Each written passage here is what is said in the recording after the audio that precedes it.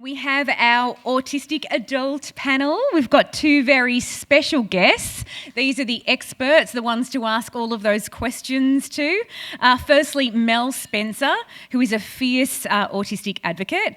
As a parent to 3 autistic teenagers and identifying as autistic herself, which she discovered through the process of her own children being diagnosed, she is committed to ensuring that the world is more accommodating and accepting of the autism community, which includes supporting both the autistic individual and their family, including parents and carers. Mel's the co-founder and current Chief Executive Officer of Different Journeys, which provides opportunities for our autistic community to find meaningful ways to connect and empower both themselves and their families, ensuring they have every opportunity that's afforded to them so they can lead fulfilling lives. Now, we were meant to have Paul McAuliffe. He's taken ill, so we've roped in my partner, Seamus Hart, who just happened to be with me on this trip. He's also an advocate for Autism Awareness Australia. An ambassador, and we actually met at an Autism Awareness Australia event almost a year ago. So long story short, my husband and I got divorced. I was going to be single forever. No one was getting near my autistic kids. That was my future. And then in walked this magic man. He used to work with my brother. We overlapped a million times, chatted about his diagnosis, my kids, had coffee a week later, and yeah, the rest is sort of history. And he's a bit of a superhero because he does a lot of work in advocacy in the workplaces, and his current struggles in employment really are our children's futures. So his work is incredibly important. He's a UX designer, and I almost know what that is. He also has I just say he does something on computers. He also has a psych degree, so watching maths with him was really super interesting. So welcome to the stage, Mel and Seamus.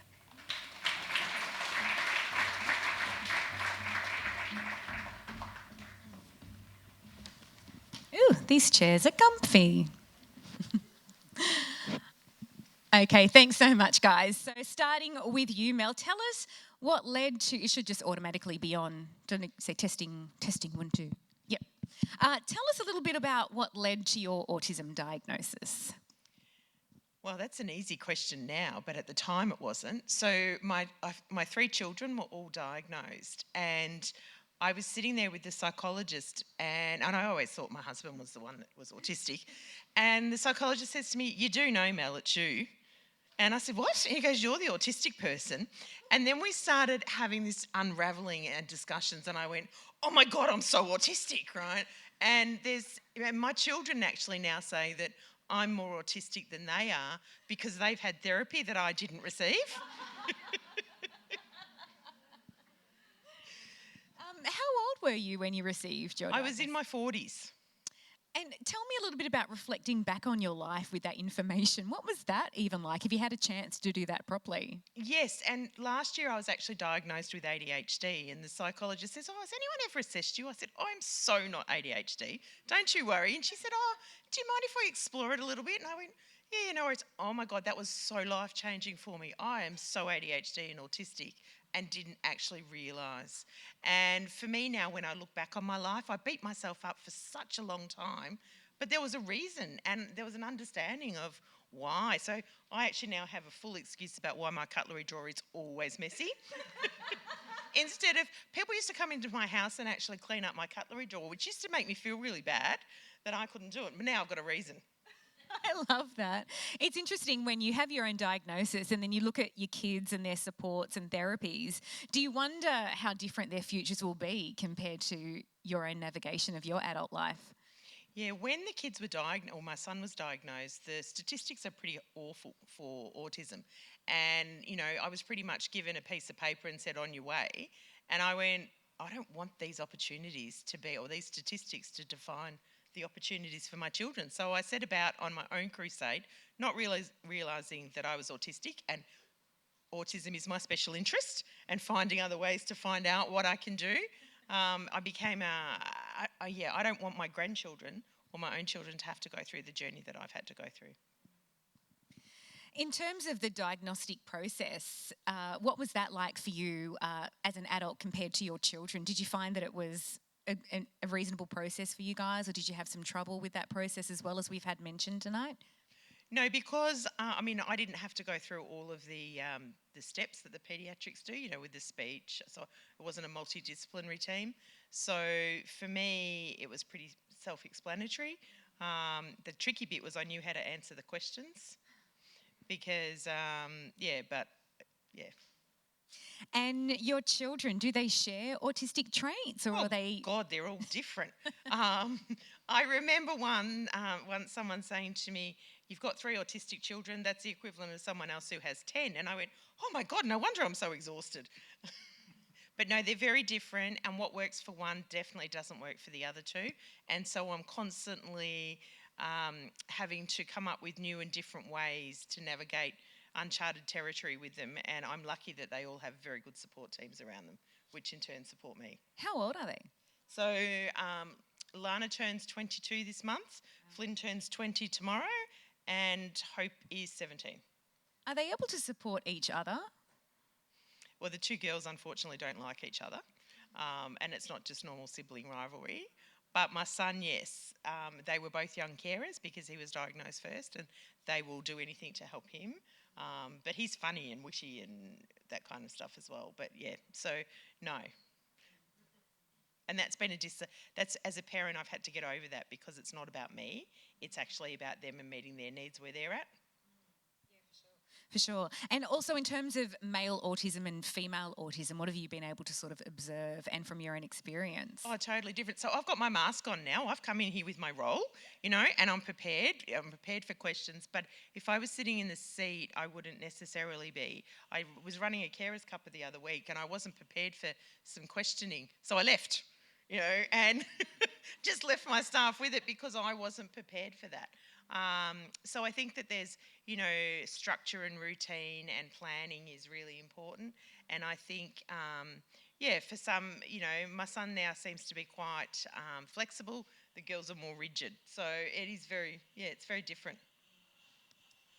Seamus, what led to your diagnosis? You were later in life as well?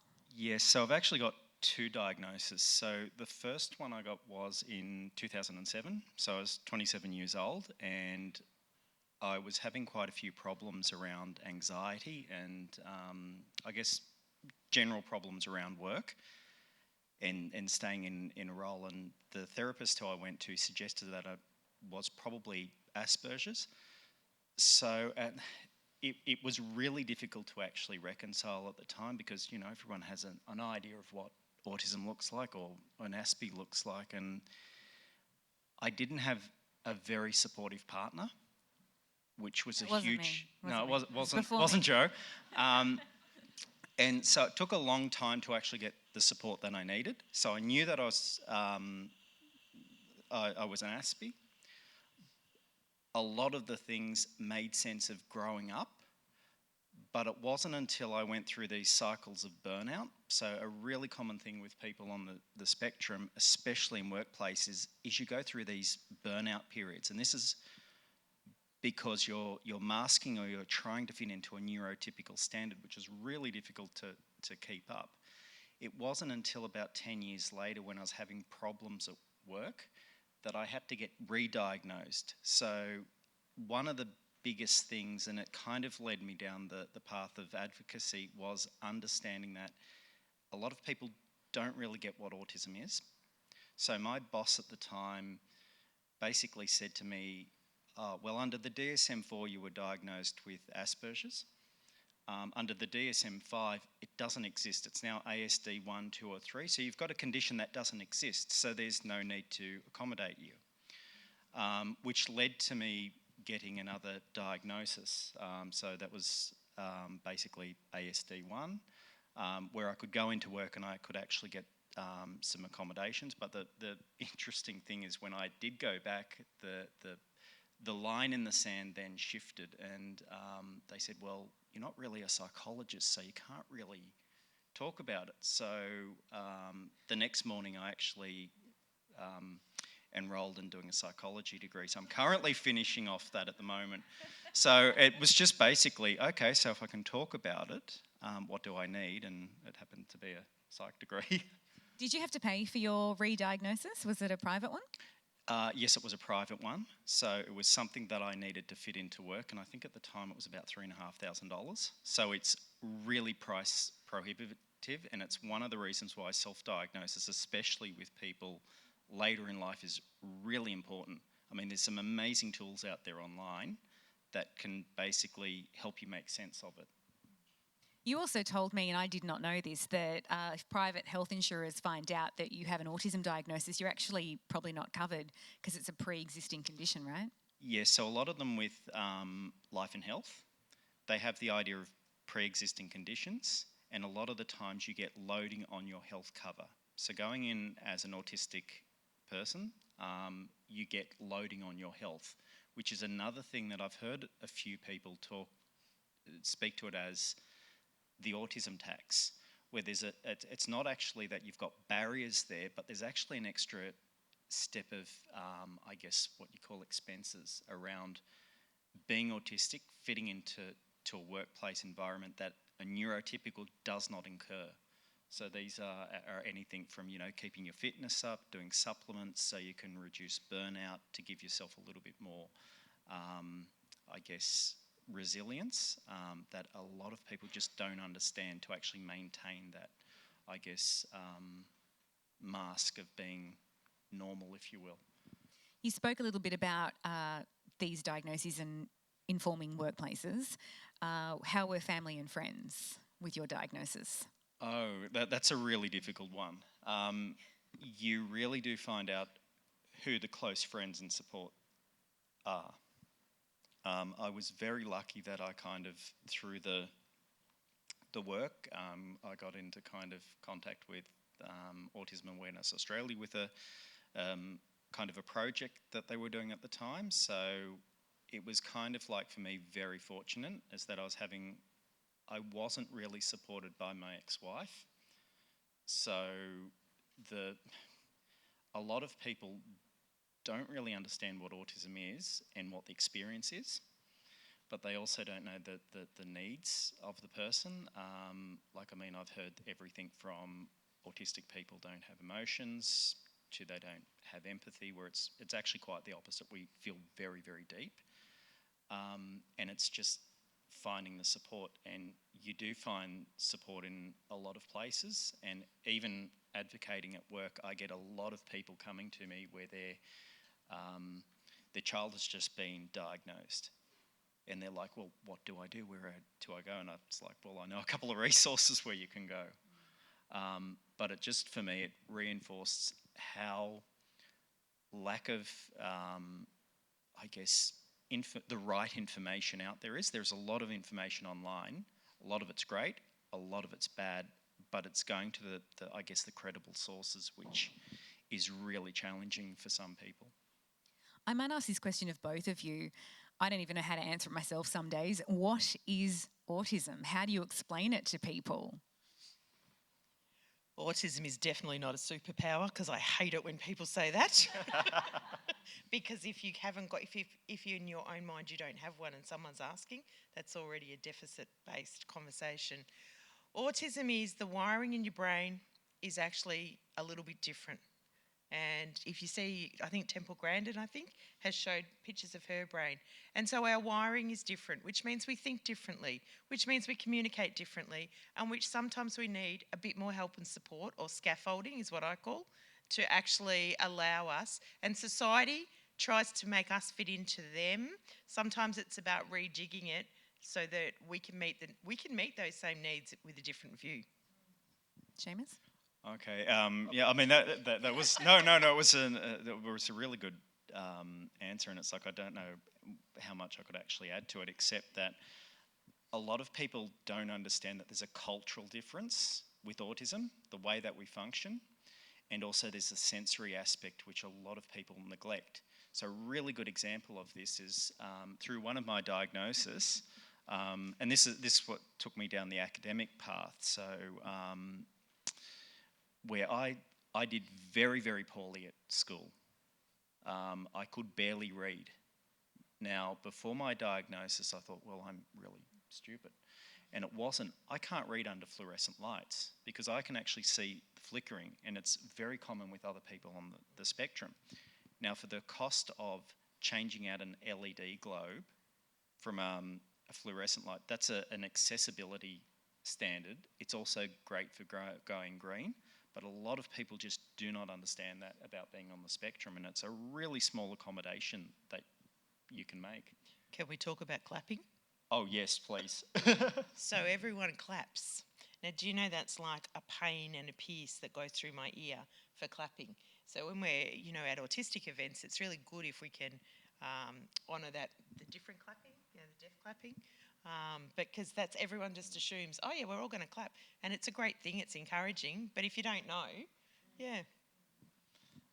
How do you deal with those unexpected sensory triggers? Oh, I've got some really good scripts now. So I go in a cafe, right? They all have music on, don't they, in these cafes, right? Which is like, oh my God. And I go up to them and I say, oh, do you mind turning the music down? And they say, no, not turning it down. And I said, well, actually, I'm autistic, and what's happening is I've got music coming at the back, you've got all of the noise of the cafe and the other people, and then I'm trying to have a conversation with someone. And in the end, my brain's going round and round and round in circles, and I can't function. And they go, oh, okay, we'll go turn the music down.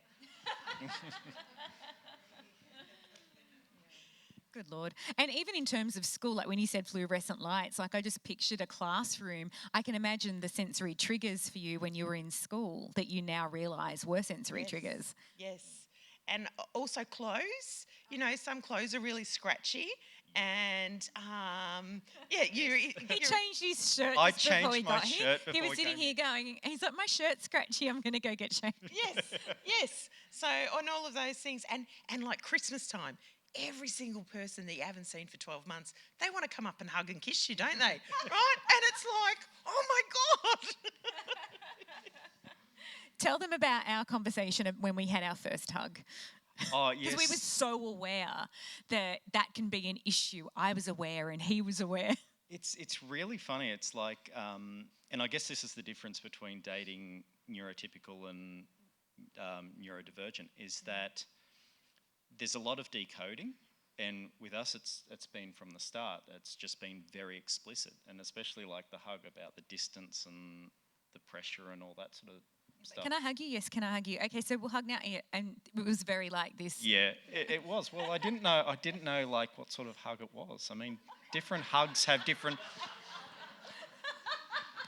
It's the same thing. And he later said to me, I made sure not to press my pelvis into you because I didn't want you to feel uncomfortable.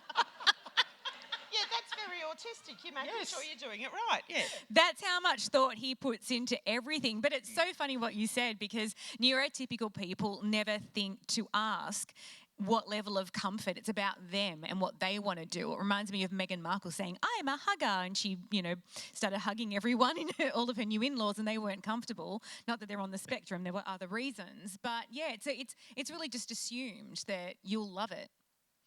Look, there's so much assumptions going on. People forget to stop and ask. And look, even I do. I've got a whole heap of autistic employees, and we forget. We just assume, well, that's in my head. Why isn't it in yours? And so there's we're open to challenges.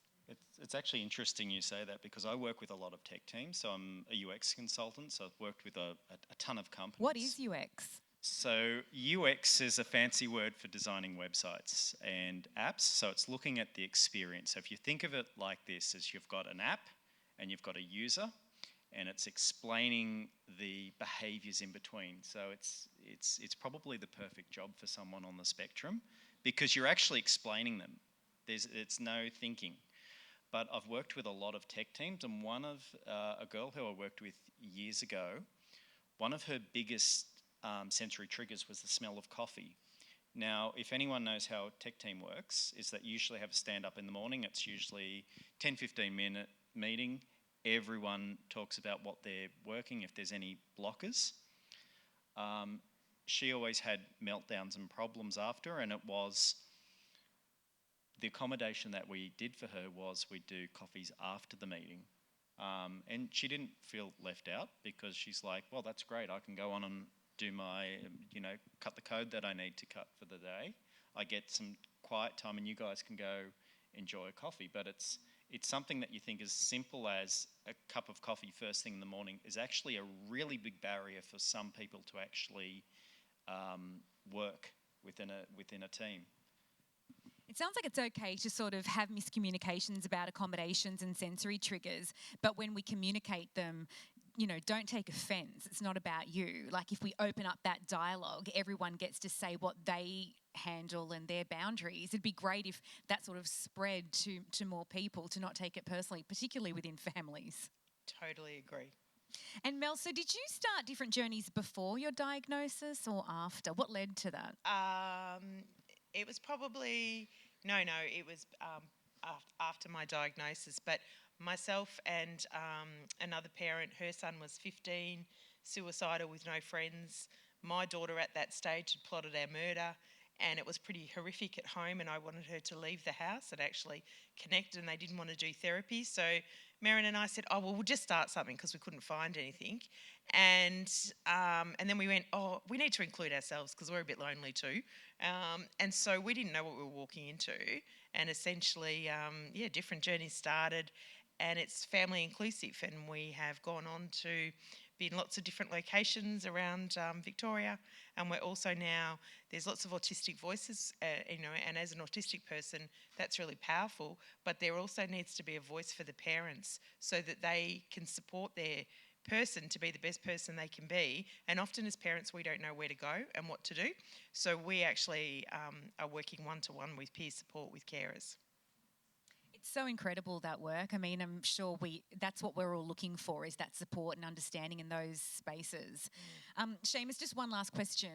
So you're autistic and then you meet me and I've got 3 autistic kids. What advice do you have for parents when it comes to raising kids with autism? I'm constantly checking in with you. They're all so different though. Like, what is the advice for parents of children with autism?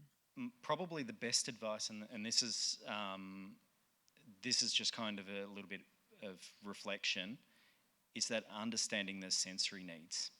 So for me, I find noise in a workplace is terrible, and it's like the simple accommodation of going out with my noise cancelling headphones.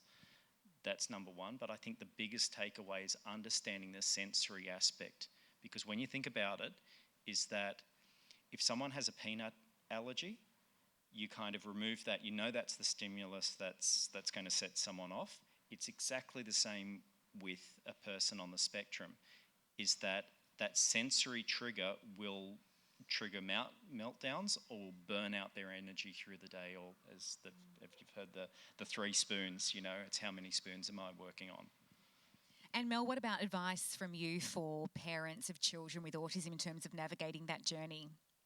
Firstly, listen to the autistic voices, because it is really important. It doesn't mean we're all right, but it's giving you a perspective. And then also connect in with peer groups, so Facebook pages or face-to-face groups. That's where you learn your most important tips and tricks, because no one's going to tell you the stuff. You've actually got to know, and it's often connecting in with others. We'll take a couple of questions now while we find our first question. I remember the best page I found was adults with Asperger's. And I was like, how do I throw my autistic son a birthday party? They're like, you're throwing him a party? Like, what the hell? I don't like them and I'm 32. Do we have any questions for Mel and Seamus? Yes, please, go ahead. It's a race.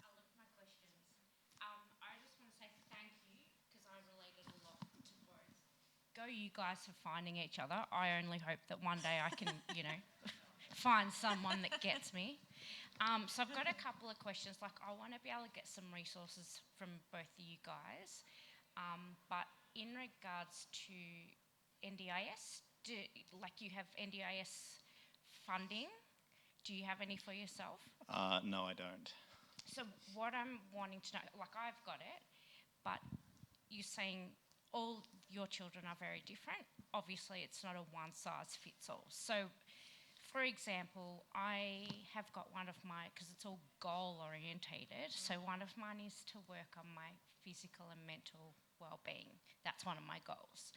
So for me, I'm like, oh, cool, I want to try some yoga and meditation, because I need to retrain my body to breathe properly, to be able to calm. I'm not going to sit there with a psychologist just to fix that.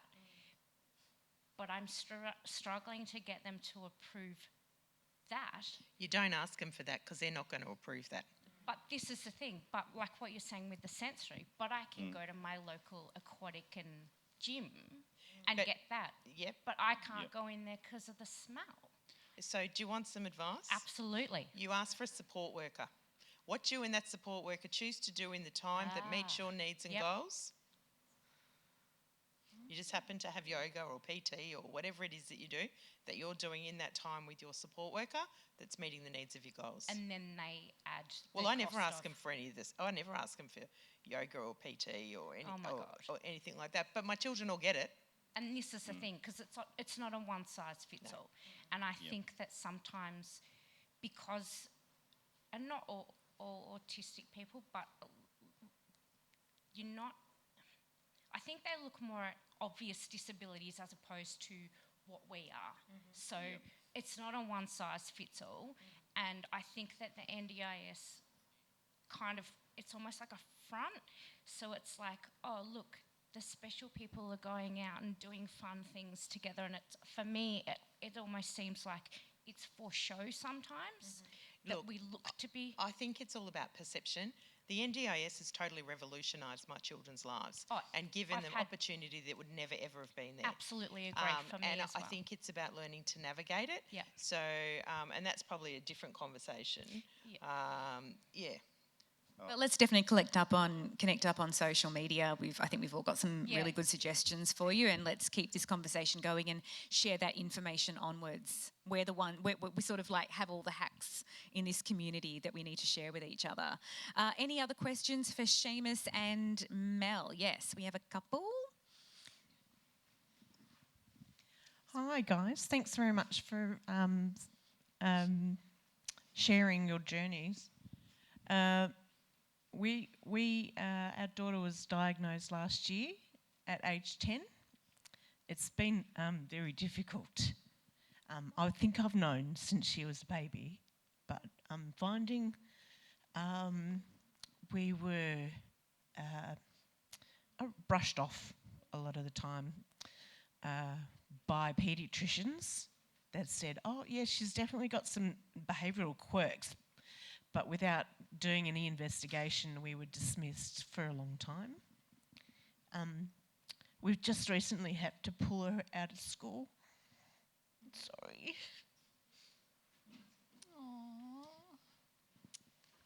Yeah, we'll give you just a second. We're here for you. Your story, unfortunately, is not alone. She really struggles with anxiety a lot at the moment. Finds it hard to leave the house, which is making it difficult for us as well. So, any tips or anything? Is she your only child? Yes, she's actually a product of 7 years of IVF. Oh my goodness, what a wonderful gift. And it's just been very hard accepting.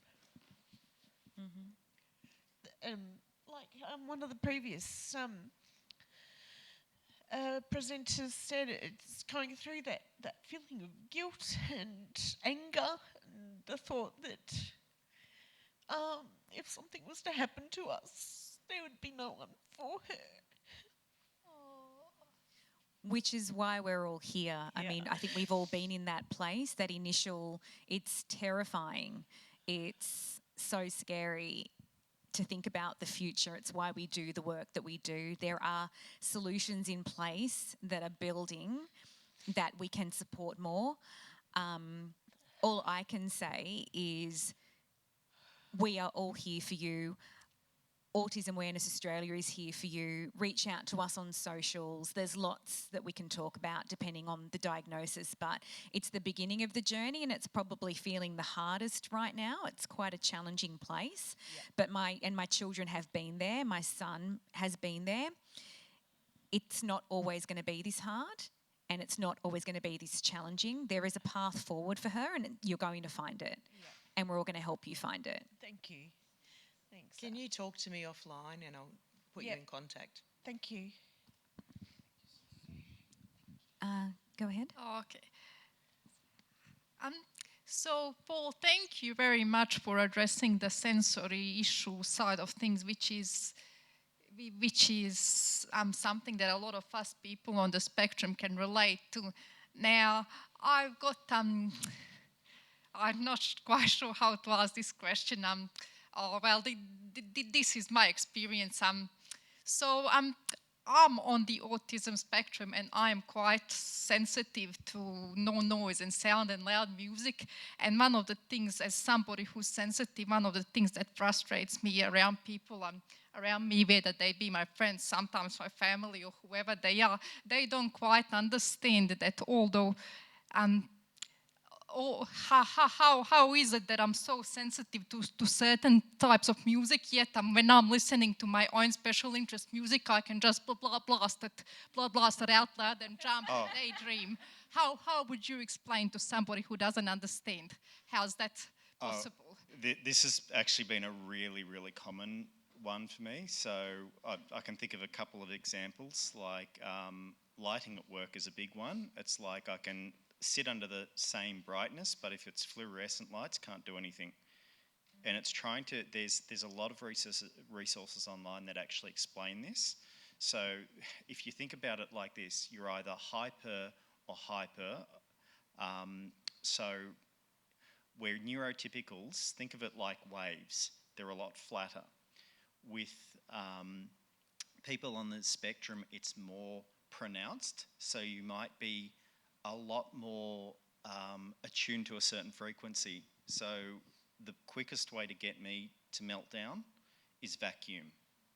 Now my ex used to do that all of the time to a point where I would burn out, but she was doing it as a control mechanism. So it's